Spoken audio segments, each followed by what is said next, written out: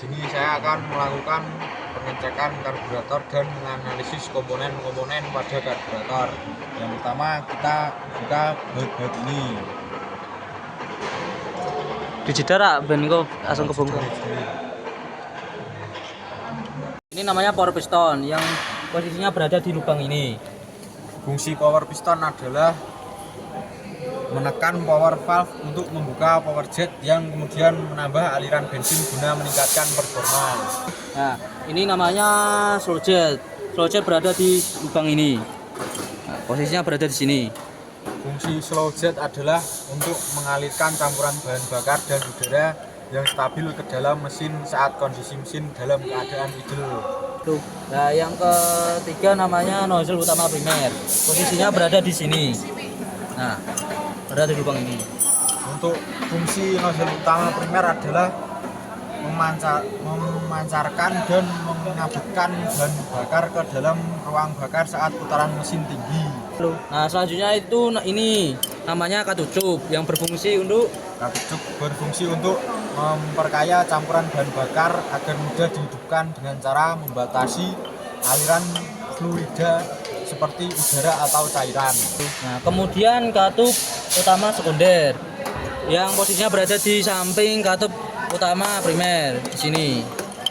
Yang berfungsi untuk nozzle utama sekunder mempunyai fungsi sebagai menyuplai bahan bakar saat mesin pada putaran rendah seperti saat idle atau akselerasi awal. Nah, kemudian ini namanya pluyer pompa. Untuk fungsi plunger pompa adalah menekan dan memompa bahan bakar dari tempat tangki ke ruang bakar secara presisi sesuai urutan penyemprotan. Nah, kemudian ini namanya katup termostat. Posisinya berada di sini. Nah, begini posisinya. Nah, tertutup begini. Untuk fungsi katup termostat adalah saat mesin hidup bahan bakar mengalir, saat mesin mati bahan bakar tidak mengalir. Nah, kemudian ini namanya pelampung. Fungsinya untuk fungsi pelampung adalah menjaga jumlah bahan bakar agar tetap stabil di dalam ruang pelampung sehingga pasokan bahan bakar ke mesin selalu pas. Kemudian power valve yang berada di dalam tempat penampung ini pegas ini. Untuk fungsi power valve adalah mengatur jumlah udara dan bahan bakar sesuai dengan input pedal gas. Nah, kemudian itu jet utama primer yang berada di dalam sini juga, lalu power jet penambah tenaga juga berada di dalam sini. Nah, berfungsi untuk fungsi jet utama primer adalah mengatur dan mengeluarkan bahan bakar ke venturi primer untuk menciptakan campuran udara bahan bakar yang tepat. Dan power jet adalah menyediakan suplai bahan bakar tambahan yang diaktifkan pada putaran tinggi. Kemudian skrup penyetelan campuran idle yang ini. Lalu sumbat ini juga. Untuk fungsi skrup penyetelan campuran idle adalah mengatur rasio campuran udara dan bahan bakar pada putaran mesin rendah. Sedangkan fungsi sumbat adalah menjaga tekanan udara di dalam ruang pelampung agar tetap seimbang dengan tekanan udara luar. Berada di sini. Di dalam sini. Lalu idle port ini lubang ini. Fungsi slow port adalah mengalirkan bahan bakar yang dicampur dengan udara untuk menyuplai mesin pada saat putaran rendah atau kendaraan diam.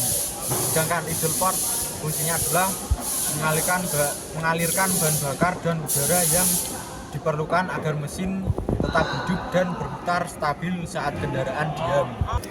Kemudian katup throttle primer yang berada di sini.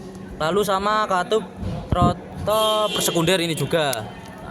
Untuk fungsi katup throttle primer adalah mengatur dan mengontrol jumlah campuran udara dan bahan bakar yang disalurkan ke dalam mesin.